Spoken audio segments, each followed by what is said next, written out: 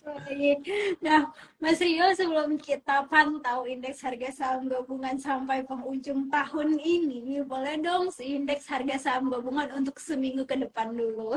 Oke, jadi kalau kita lihat ya, indeks kita ini walaupun nggak mantep naiknya, turun juga tanggung-tanggung juga. Tapi pada dasarnya ini ada hal yang cukup positif sih, Mbak. Pertama, indeks kita tuh sebenarnya udah di atas EMA 200. Jadi EMA 200 itu kan harga rata-rata 1 tahun terakhir, itu kan referensinya. Jadi dengan indeks kita berada di atas 6.800 pada dasarnya, kita cenderung akan ke arah optimis daripada pesimis. Jadi kalau kita lihat mungkin dalam seminggu ke depan, indeks kita mungkin kita bisa expect pergerakannya di batas bawahnya 6.800 dan batas atasnya di 6920-an itu akan jadi range yang sangat masuk akal buat indeks kita. Gitu Mbak Nadine. Belum menyentuh 7.000 juga ya. Kemarin itu kalau nggak salah, Iya berat. indeks saham gabungan kita sudah sempat melewati 7.000 nih. Tapi kenapa nggak bisa Iya, bertahan, Mas Rio? betul betul. Ini kalau kita lihat sih memang karena mungkin pelaku pasar masih agak ragu-ragu juga. Salah satunya adalah kan biasa 7.000 itu kan level psikologis ya. Jadi psikologis kalau kita datangnya dari bawah ya 7.000 adalah resisten. Lalu yang kedua mengenai suku bunga nih kan the Fed rate sama BI rate itu kan orang takutin kan spreadnya kan terlalu deket ya. Jadi memang ada tendensi bahwa ada keraguan bahwa apa ya bahwa terjadinya money outflow gitu dari Indonesia. Jadi setiap ada kenaikan, mereka pada dasarnya berpikir untuk profit taking. Jadi kelihatan sih arahnya ke sana, Mbak, untuk indeks kita. Oke, baik. Nah, kalau misalnya nih kita menunggu nih indeks harga saham gabungan kita sampai ke 7.000. Nah, baiknya untuk retail ataupun sobat investor itu tuh wait and see dulu atau ya udah deh beli aja kalau emang mau beli gitu ada saham yang bagus.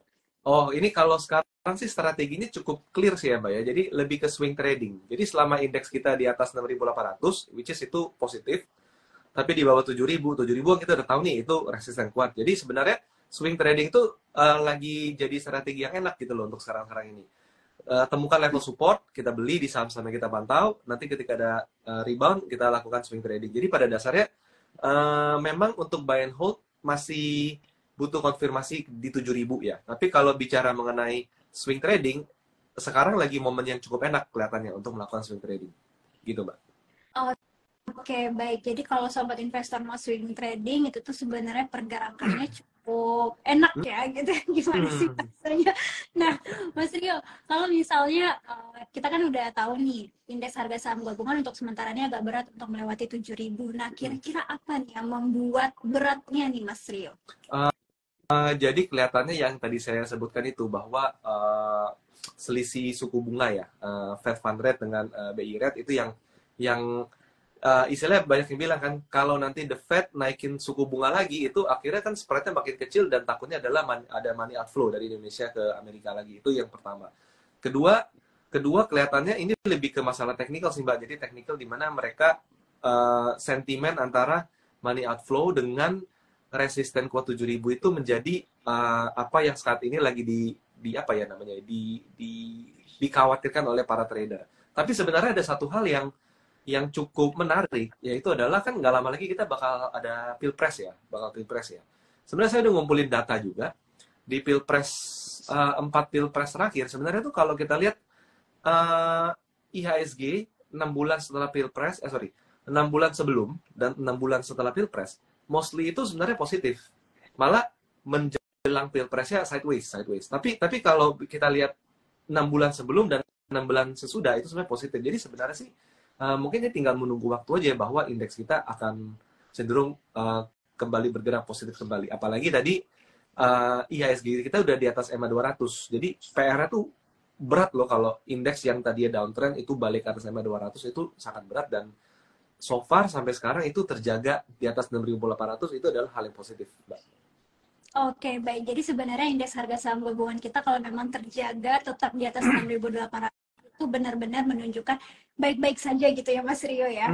Iya. Kalau misalnya kita membahas tentang Pilpres tadi, salah satu saham pilihan, bukan saham pilihan sih ya, lebih mungkinnya sektor yang mempengaruhi kenaikan nih sewaktu menjelang Pilpres itu baiknya sektor apa nih Mas? Well, kalau itu mungkin kita belum mendengar ini ya istilahnya ya rencana para calon pemimpin ke depannya. Cuma kalau misalnya kita lihat sekarang yang ada, pada dasarnya dengan harga oil yang relatif tinggi ya kita tetap bisa pantau sektor energi, baik batu bara, oil dan lain sebagainya itu sekarang ini lagi technical correction, yes, tapi secara tren jangka panjang kurang lebih masih ada potensi. Lalu kalau misalnya bicara mengenai pemilu, ya kita perlu melihat juga sektor-sektor ini ya, sektor-sektor retail ya, seperti FMCG, consumer, itu juga bisa dipantau juga. Itu bisa menjadi salah satu opsi kita untuk melakukan stock picking ya di sektor-sektor tersebut. Jadi sementara sih itu. Karena kita belum tahu nih, next pembangunan itu lebih diarahkan kemana? Apakah ke infrastruktur lagi, atau ke pertanian, atau ke apa, segala macam. Nah, itu kan memang belum terlihat dengan jelas. Jadi kelihatannya sih sektor energi melanjuti tren yang kemarin sudah berjalan, dan sektor consumer itu biasanya akan jadi pilihan yang menarik sih. Oke, baik. Consumer itu selalu kayaknya ya. Nah, jadi sobat investor beberapa sektor tadi mungkin boleh ya dilihat. Nah, Mas, kalau misalnya kita membicarakan tentang indeks harga saham gabungan tadi, dan ini kan sudah mau akhir tahun yang biasa dikenal dengan window dressing ya. Nah, ada nggak kira-kira akhir tahun ini untuk yang namanya window dressing? Oke, yang saya ingat sih tahun lalu nggak ada window dressing. Tapi kalau sekarang saya lihat sih karena momennya itu apa ya, momennya itu cukup berdekatan dengan pemilu, berdekatan dengan ya pemilu ya itu ya. Menurut saya sih sangat memungkinkan sih. Ini kan rangkanya kita kelihatan jelas ya, ini Oktober, November, Desember window dressing, Januari efek, Februari pilpres kan gitu kan. Jadi kelihatannya sih sebenarnya ini adalah sebuah rangkaian yang saya sih cenderung akan melihat ini suatu hal yang opportunity-nya bagus daripada ancaman sih Mbak, kelihatan gitu. Jadi apakah ada window dressing? Kelihatannya kondisi yang ada menunjukkan sangat logis untuk terjadi window dressing event itu nanti Januari efek.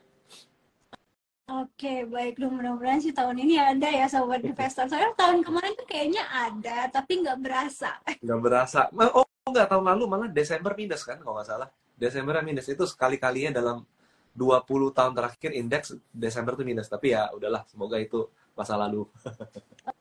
Oke, baik. Sobat investor yang mau ngecek portfolionya, boleh langsung ketik di kolom komentar ya sobat investor ya.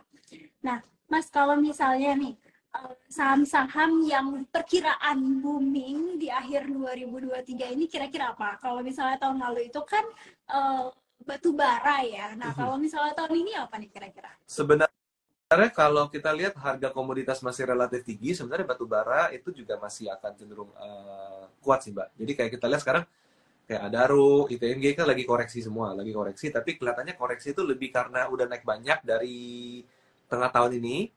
Nah, para pelaku pasar melakukan profit taking. Tapi kalau kita lihat in big picture ataupun sentimen global ya, pada dasarnya ya selama kita ngisi bensin masih tinggi, Pertamax masih tinggi gitu kan, ya artinya kan itu harga minyak bumi dan komoditasnya juga masih tinggi-tinggi, jadi harusnya sih itu masih akan harganya harusnya masih akan kuat gitu Mbak, untuk batu bara masih akan positif sih.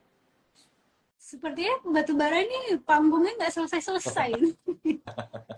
Iya kan, orang ada yang bilang ya Mbak ya, itu kan komoditi super cycle. Jadi ya memang pada dasarnya ketika tren kuat itu sedang berlangsung, memang kita harus menunggangi aja gitu. Jadi harus ikutan aja. Jadi kayak kereta api gitu loh. Kereta api lagi jalan, ya udah kita duduk, jangan sampai kita merasa oh kejauhan nih, oh kemahalan nih, oh ini udah ketinggian nih, akhirnya kita ketinggalan di belakang. Jadi memang pada dasarnya trend following itu akan jadi strategi yang lebih penting di sektor batubara daripada swing trading. Jadi kalau untuk batubara sih lebih cenderung buy and hold daripada nge-swing gitu. Swing trading itu nggak cocok di batubara. Oke, baik. Nah, Mas Rio, kalau misalnya kita tadi kan ngebahas tentang batubara, nah kira-kira sektor apa nih yang menarik untuk jangka panjang selain yang kita tahu for big banks ya Mas Rio ya? Jadi pada dasarnya kalau sekarang sih ya Mbak ya, kalau sekarang sih sektor yang menarik ya kelihatannya batu bara sih. soalnya kalau kayak consumer goods kelihatannya lagi slow gitu kan. Unilever belum bisa mampu mengembalikan kinerja dia untuk naik lebih tinggi.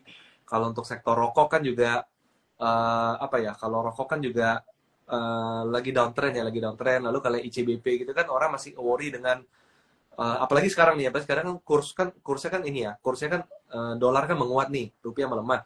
Nanti kita akan siap-siap lagi ada selisih, ada kerugian kurs di ICBP. Jadi kelihatannya uh, sektor energi dan sektor perbankan pada dasarnya itu masih menjadi motor sih, Mbak. Masih menjadi motor buat IHSG dan belum kelihatan ada kandidat lain yang dominan di sana. Oke, baik, kandidatnya ya seperti biasa ya Sobat Investor, yang udah kita tahu sektor perbankan, batu bara itu masih menjadi sektor favorit Indonesia ini Sobat Investor. Nah, Mas Rio, kalau misalnya kita mengulik nih satu persatu tentang analisa-analisa pasar saham ya. Nah, kemarin ini BBNI baru saja melakukan stock split. Ya.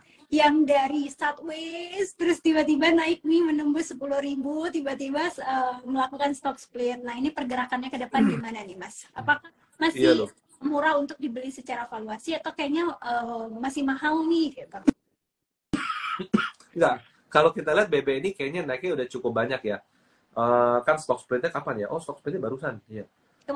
Pada dasarnya dari 4.700 naik ke 5.200 itu memang secara upside udah cukup tinggi. Jadi kalau menurut saya sih tetap sih, maksudnya kalau kita lihat track record bank BUMN atau kalau enggak big banks swasta dan BUMN itu kalau stock split tuh biasanya bagus. Jadi kalau dulu 10.000 jadi 5.000, nanti suatu saat pasti akan 10.000 lagi. Kayak dulu BRI, lalu apa ya BNI nanti kita lihat nih ya. BCA kan juga dulu kan sempat stock split kayak gitu kan. Jadi pada dasarnya selalu bagus. Beda sama emiten-emiten lain. Emiten-emiten lain itu mereka stock split itu kadang sudah akhir fase bullishnya gitu loh. Nah kalau di big banks kelihatannya enggak. Jadi harusnya sih masih tetap menjanjikan. Tapi memang kalau dengan melihat harga sekarang di 5.100, 5.200, pada dasarnya udah relatif tinggi dibandingkan kemarin di 4.700. Jadi kita sebaiknya tunggu konsolidasi dan kalau bisa dapat di level 5.000 kurang dikit itu biasanya itu kelihatannya akan menarik sih Mbak di BBNI. Kira-kira bakal menyentuh di bawah 5.000 nggak ya Sobat Investor? Nah, Oke, itu tadi mengenai BBNI. Nah, kalau BBCA sendiri ini gimana nih Mas Rio? Kemarin tuh sempat menyentuh all time high-nya, tapi ini udah agak berminggu-minggu ini kayaknya sideways terus ini ya. Apakah kira-kira memang masih apa ya, menguji batas garis resistennya atau gimana nih Mas Rio? Iya, jadi kalau kayak BCA termasuk sebenarnya BCA nggak cuma BCA ya, BBRI kalau nggak salah, BRI juga kayak gitu. Pada dasarnya memang big banks ini lagi terkoreksi karena yang kita perlu mengerti di sini adalah indeks IHSG itu kan ada big cap, ada middle cap, ada small cap. Jadi kalau ada money inflow tuh biasanya mereka akan masuk ke big cap dulu gitu loh. Masuk ke big cap dulu, which is itu adalah big banks, biasanya kayak gitu Mbak. Nah, kalau nggak ada inflow, ya mereka pilihannya dua, jual big banks, tarik balik ke negaranya, atau jual big banks, mereka pindah ke middle cap. Karena big banks udah profit, saya mau cari yang di middle cap deh, gitu kan. Nah, jadi kelihatannya karena karena spread antara BI rate dan Fed rate itu yang nggak menarik dari sisi investor tuh bisa dibilang tuh sebenarnya nggak menarik gitu ya, nggak menarik, membuat money flow itu tertahan. Jadi yang membuat saham-saham big banks ini nggak melaju seperti yang kita ekspektasikan kelihatan sih. Tapi kita lihat masih positif. Kenapa? Karena walaupun big banks-nya loyo, walaupun udah di atas gitu ya, tapi saham-saham sektor energi kan masih relatif cukup positif walaupun kemarin ada koreksi. Jadi walaupun demikian ya kita bisa lihat bahwa mereka berputar-putar di dalam IHSG untuk mengganti sektor yang potensial gitu Mbak. Jadi pada dasar sih nggak ada, tinggal tunggu waktu lagi sih nanti untuk big banks itu untuk menguat. Oke, baik. Sobat investor siapa nih yang koleksi big bang? Saya juga loh. Untuk jangka panjang ya Sobat Investor ya. Nah, kalau misalnya nih kita ngebahas sektor yang lain seperti consumer tadi, masih ada beberapa sektor favorit seperti selain Unilever nih Mas Rio ya, ada WLTJ, ada Indofood. Nah, kalau ini untuk jangka panjang gimana nih Mas Rio? Apakah kira-kira layak dikoleksi untuk jangka panjang atau kemungkinan ini emitennya hanya bisa untuk swing trading aja gitu? Oke, jadi sebenarnya kalau kita bicara cocok untuk jangka panjang atau enggak, biasanya emiten yang kayak gitu tuh adalah emiten yang selalu bagi dividen, Mbak. Jadi kayak Mayora. Mayora itu kan cukup rutin bagi dividen. Nah, itu biasanya cukup bisa diandalkan untuk jangka panjang. Tapi kalau emiten yang bagusnya sekarang, tapi nggak punya track record untuk bagi dividen konsisten, itu biasanya mereka geraknya tuh cyclical. Udah naik, ya dia akan turun lagi. Udah naik, dia akan turun lagi. Jadi itu hal di sana. Jadi PR dari kita sama-sama nih adalah untuk mencari saham yang menarik untuk jangka panjang adalah ya pertama pertumbuhan bisnisnya itu menjanjikan atau enggak. Saya yakin kayak Ultra Jaya, ICBP, Mayora segala macam kan memang sangat positif. Tapi kalau bicara diandalkan untuk jangka panjang, pada dasarnya kita harus lihat kalau emitennya bagi dividen konsisten itu akan menang secara jangka panjang daripada jangka pendek gitu, Mbak.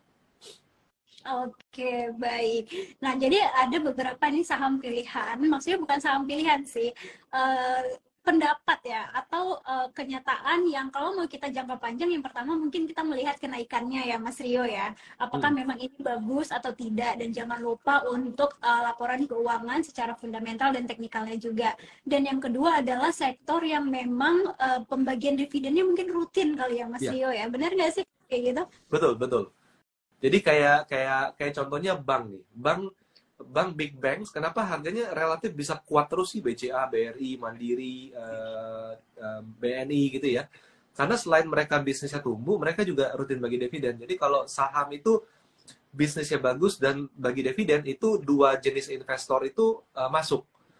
Investor yang capital gain sama investor yang butuh cash flow. Kayak contoh dana pensiun. Dana pensiun kan butuh cash flow buat membayar iuran pensiun, untuk membiayai pensiun para peserta ya kan. Nah, itu mereka mau. Tapi kalau hanya capital gain doang yang diandalkan, maka setengah dari tipe investor itu nggak akan masuk ke saham tersebut. Jadi itu kenapa jangka panjang itu cukup penting faktor dividen untuk keberlangsungan jangka panjangnya gitu, Mbak.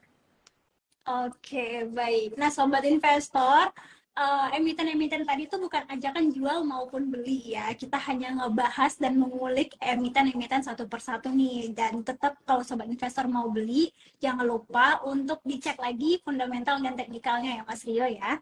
Nah, Mas Rio, ada pertanyaan dari sobat investor dari @razan Manggala. Saya beli Antam, malah turun drastis setelah kalah gugat. Ini bagaimana? Nah, jadi memang itu yang jadi sebenarnya begini, kita kalau beli saham kita harus mengerti apa yang kita beli. Apakah perusahaan tersebut bisnisnya positif, tumbuh, atau perusahaan tersebut sedang ada masalah, atau perusahaan tersebut secara teknikal memang nggak begitu bagus gitu. Jadi kalau teman-teman punya keterbatasan dalam hal mencari informasi atau menganalisa fundamental perusahaan, maka teknikal itu bisa diandalkan. Teman-teman misalnya kayak Antam nih, pada dasarnya Antam itu dari sejak Mei tahun ini, Mei 2023, pada dasarnya dia sudah berada di bawah level 2000, teknikalnya jelek gitu loh, teknikal jelek. Jadi walaupun mungkin ada sentimen apapun gitu ya, tapi kalau teknikalnya itu jelek, ya jangan beli saham tersebut karena mungkin merasa murah. Jadi misalnya 2000 tuh udah downtrend. Oh, tapi 1900 itu adalah support. Nah, kita kadang trader itu suka berspekulasi, wah, ini lagi di support nih 1900, saya beli deh, syukur-syukur bisa rebound. Tapi ketika berharap rebound, ternyata dia ambles lagi karena apa? Bisa jadi mungkin kalah gugatan dan lain segala macam. Walaupun sebenarnya itu udah kelihatan dari awal gitu, kelihatan dari awal. Jadi pada dasarnya untuk beli saham itu kita harus consider perusahaannya itu bisnisnya tumbuh stabil atau enggak, ada masalah atau enggak, dan terakhir merangkum itu semua, technicalnya downtrend atau enggak, gitu Mbak. Oke, baik. Jadi sebelum membeli ya, kita melihat dulu nih bagaimana isunya mengenai sektor tersebut kali ya Mas Rio ya. Apa yang sedang dihadapkannya, dan belinya ini untuk jangka panjang atau jangka pendek ya Mas Rio. Kalau mungkin jangka panjang ya udah tunggu aja gitu. Nah, Mas Rio, ada pertanyaan dari @fadlifir. Brand gimana? Brand kayaknya baru listing ya. Mungkin ini sebelum jual udah masuk ARB ini kali ya. Sebentar. Jadi kalau bicara brand itu hari ini baru listing, harganya per hari ini naik ya. Nah, jadi pada dasarnya saham baru IPO itu sulit untuk dianalisa karena nggak ada datanya. Apalagi hari ini kalau kita lihat brand kan manteng di harga berapa sih? 9,7 5 gitu kan, manteng situ, nggak bisa dianalisa pergerakan teknikal apapun gitu kan. Jadi menurut saya sih kalau yang beli ketika IPO dapat barang ya hold aja gitu loh. Tapi kalau teman-teman mau spekulasi masuk brand, saya rasa sih terlalu risky. Bukan berarti nggak bagus atau bukan berarti nggak bisa naik, tapi risky karena apa? Karena kita tuh kayak semi spekulasi, semi gambling untuk besok bisa naik lagi, besok bisa naik lagi. Jadi itu untuk brand. Jadi kalau udah punya simpan aja. Tapi kalau misalnya belum punya, consider di PGO di situ. Karena PGO itu grafiknya udah kelihatan banget bahwa PGO ini very strong uptrend ya. Karena dengan kita lihat harga yang ada di sekarang di level 1550-an, well itu adalah harga yang relatif bagus untuk kalau bisa kuat di atas 1500 itu bisa berpotensi untuk melaju naik kembali gitu loh. Jadi pada dasarnya brand saya no comment. Tapi kalau untuk PGO peers-nya ya itu masih bisa dipertimbangin. Iya, sobat investor, kalau misalnya saham-saham baru listing ini kan secara fundamental ataupun teknikalnya belum bisa kita pelajari nih. Jadi makanya itu kita lihat aja dulu wait and see ke depannya itu gimana nih kalau untuk saham-saham baru listing. Dan kalau mau memang bermain IPO itu memang juga ada ilmunya ya Mas Rio ya. Jadi nggak asal-asal kita beli, di awal tuh kita baca dulu tuh prospektusnya. Iya, Nah, betul. jadi kalau masih baru mau belajar, coba mungkin pelajarin dulu, baru nih kita bisa uh, bersaing di dunia IPO gitu. Soalnya saya juga IPO hunter juga nih Mas Rio. Tapi under ya. Wah, mantap. Oke, baik. Nah, Mas Rio ada pertanyaan selanjutnya dari @Vian Firdian. Kalau untuk meta analisanya gimana, Mas? Untuk Meta sebenarnya Meta kemarin kan naik banyak tuh. Well, untuk Meta sebenarnya dia tren tuh masih positif ya Pak ya. Dia tren masih positif, jadi sebenarnya walaupun udah turun banyak dari 320-an yang tertinggi kemarin, sebenarnya secara harga kalau dia bisa bertahan di atas 210 itu sebenarnya masih dalam tren naik. Jadi so far masih nggak apa-apa. Cuma memang yang bikin pertanyaan adalah ini bisa balik lagi nggak ke atas 320 gitu kan. Tapi pada dasarnya selama dia berada di atas 210, tren Meta itu masih positif, masih cenderung naik, dan 210 adalah level support kuat untuk Meta. Gitu, Pak. Oke, baik. Tadi Mas Fian mudah-mudahan sudah cukup ya. Nah, Mas ada pertanyaan dari @excel Aira. Analisa untuk Unilever-nya gimana? Kenapa nggak naik-naik semenjak COVID? Nah, Unilever nggak naik-naik sejak COVID, teman-teman perlu lihat laporan keuangannya. Jadi bahkan sebenarnya di laporan keuangan 2019, Unilever itu labanya naik karena dia menjual unit bisnisnya. Itu tahun 2019. Tahun 2020 ambles, tahun 2021 ambles, sampai sekarang laba bersihnya itu mengalami penurunan dan stagnan di bawah. Jadi pada dasarnya kenapa nggak naik-naik? Ya karena bisnisnya nggak naik-naik. Jadi itu jawaban yang paling simple, dan ya mungkin Unilever bisa naik saat ini lebih ke sentimen mau pilpres dibandingkan fundamental. Jadi kalau indeks kalau Unilever bisa bertahan di atas 3.700, pada dasarnya ada tendensi kita untuk mencari cuan di Unilever untuk jangka pendek aja tapi. Oke, baik. Sebenarnya kalau kita tahu Unilever itu masih besar sampai sekarang ya Mas Rio ya. Bahkan kebutuhan kita pun ya nggak jauh-jauh dari produknya Unilever. Tapi kenapa bisnisnya itu masih belum menunjukkan hal kinerja yang positif gitu ya? Iya, soalnya persaingan udah mulai banyak sih Mbak. Jadi apalagi kan dulu ketika pandemi gitu kan, kita kan banyak belanja online kan. Belanja online which is itu bukan produknya merek-merek Unilever kan. Dan mungkin keterusan gitu loh, keterusan segala macam. Ya ujung-ujungnya market share mereka tergerus gitu Pak. Jadi ya itulah bisnis. Ya benar sih. Kompetitor ini banyak sekali ya. Nah, Mas ada pertanyaan dari TR Wahyudi. Kalau analisa ITMG bagaimana Mas? ITMG kita lihat. ITMG sih saham enak. Saham kalau udah uptrend, naiknya itu bikin nyaman tidur aja. Nah, tapi pada dasarnya tapi ITMG sekarang masih istirahat ya, Mbak ya. Jadi masih ada tekanan jual. Dia belum uptrend lagi. Pada dasarnya dia belum uptrend lagi. Kita perlu lihat ITMG ini dia harus bisa bertahan di atas level 20 27.000 dulu.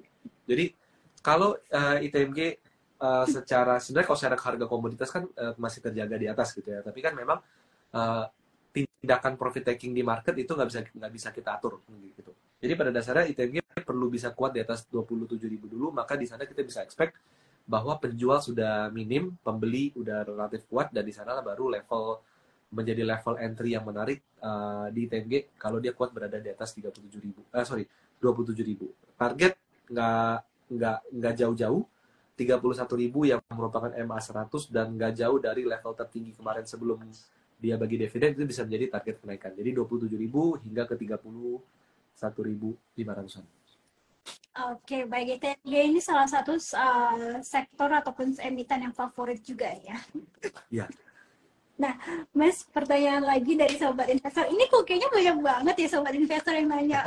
Dari tadi tuh masuk pertanyaan nggak habis-habis loh. Nggak Mungkin karena coachnya Coach Rio ini. Ada yang bilang Coach Rio gitu. Mas Rio dari @melato Silayan. Kalau ASSI kok ketahan terus ya? ASII sih emiten yang bagus juga ya. Nah, jadi ASII itu kadang gini ya. Jadi kalau yang saya perhatikan di bursa ini, investor tuh akan lebih seneng bisnis unit sendiri daripada konglomerasi gitu loh. Konglomerasi. Jadi kalau Astra nih ada ASII, ada UNTR, ada AALI. Investor tuh akan lebih senang memburu UNTR-nya, bukan ASII-nya. Karena kalau ASII-nya kita kayak ngebeli satu rumah yang isinya banyak orang, itu kan susah dianalisa gitu loh. Indofood juga, Indofood. Kalau teman-teman melihat Indofood sama ICBP, ICBP itu market cap-nya tuh di atas Indofood gitu loh, secara kepemilikan di atas Indofood. Padahal Indofood itu kepalanya gitu. Tapi kenapa Indofood market cap-nya rendah gitu? Karena konglomerasi. Astra juga sama. Jadi kalau saham itu emiten itu konglomerasi, biasanya tuh harganya geraknya itu nggak akan konsisten atau stabil. Jadi sekedar sideways itu yang saya perhatikan adalah dan itu juga terjadi di ASI. Jadi pada dasarnya apa ya? Pada dasarnya ya itulah yang jadi konsekuensi kalau kita membeli ASI. Jadi ASI hanya untuk swing trading aja. Jadi nggak bisa untuk expect simpan lama-lama. Oke, baik. Nah, tadi ada barusan yang nanya mau Nur, udah terjawab ya kurang lebih ya. Nah, Mas, kalau misalnya nih dari Aaron, Big Bang dengan Defield yang kecil masih menarik nggak sih kalau untuk jangka panjang? Jadi kalau emiten Big Banks dengan dividen yang kecil, apakah masih menarik? Kita harus lihat dari sudut pandang mana.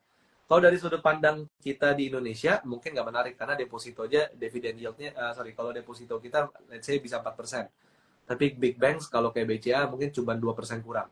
Tapi kalau kita ngelihat dari sudut pandang bule gitu ya, luar negeri atau dari Jepang yang dividen yang suku bunganya tuh 0%, 0, sekian persen, maka melihat dividen yield yang diberikan itu di 2%, 2,5%, atau 1,75%, itu masih tetap menarik. Apalagi mereka bisa tahu bahwa bisnisnya tumbuh. Jadi tergantung dari sudut pandang yang mana. Tapi kalau kita sebagai investor lokal mau invest di big banks dan mengambil dividen, maka yang cara paling ideal bagi saya adalah dollar cost averaging, nabung saham, cicil saham. Jadi belinya jangan langsung sekali gede gitu loh, tapi bikin budget setiap bulan belinya berapa gitu ya. Nah, jadi ketika harganya nanti misalnya lagi turun, akhirnya kita dapat di harga average yang lebih rendah, ujung-ujung dividennya jadi gede gitu, Mbak. Itu sih jawabannya. Oke, baik. Nabung saham itu udah salah satu yang tepat sih ya. Salah satu cara nih untuk kita bisa mengoleksi saham-saham. Nah, Mas Rio, the last question. Ini ada satu emiten yang cukup menarik, tapi banyak juga nih yang nanya. AMMN nih, Mas. Tadi ada yang nanya itu siapa ya?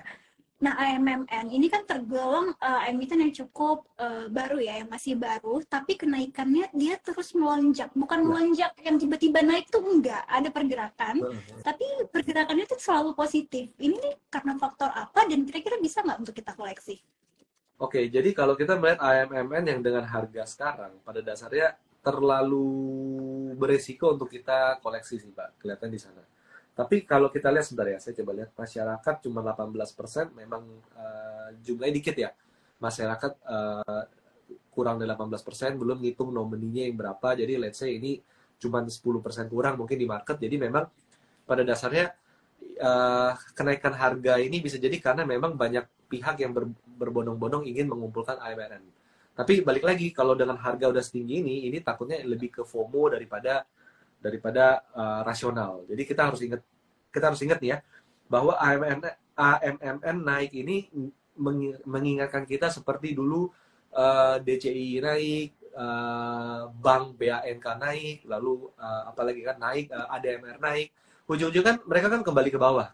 Jadi kalau bagi saya membeli AMMN ini lebih beresiko di harga sekarang daripada mendingan nanti nunggu ada koreksi dulu aja. Gitu. Jadi tunggu nanti masanya dulu terkoreksi, masanya. baru kita bisa beli lagi untuk koleksi AMMN ya Mas Rio ya. Betul, siap. Karena rasanya udah kemahalan. Mas Rio ini pertanyaan dari tadi ini nggak berhenti banget, masuk nggak tahu kenapa. Seru.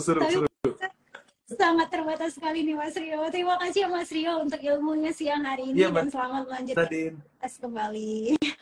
Ya, thank you Mbak. Siap.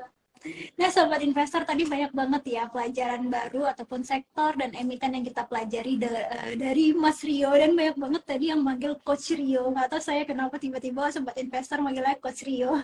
Nah, banyak sektor-sektor yang menarik, ada batubara, ada for big bank, ada juga sektor consumer nih menjelang politik. Tapi Sobat Investor lagi-lagi tetap melihat fundamental dan teknikalnya ya, jangan asal membeli, dan perhatikan juga money management Sobat Investor. Nah, tadi yang ada bertanya tentang mengenai boleh nggak sih main-main ke Bursa Efek Indonesia. Kita tuh juga seringkali mengadakan webinar online ataupun offline. Pantengin terus aja informasi di Instagramnya IDX Channel. Nanti teman-teman itu banyak kok boleh diundang gratis, free untuk mempelajari apa sih saham dan lain sebagainya. Nah, oke, Sobat Investor boleh ditonton terus ya IDX Channel TV dan baca website kita di www.idxchannel.com.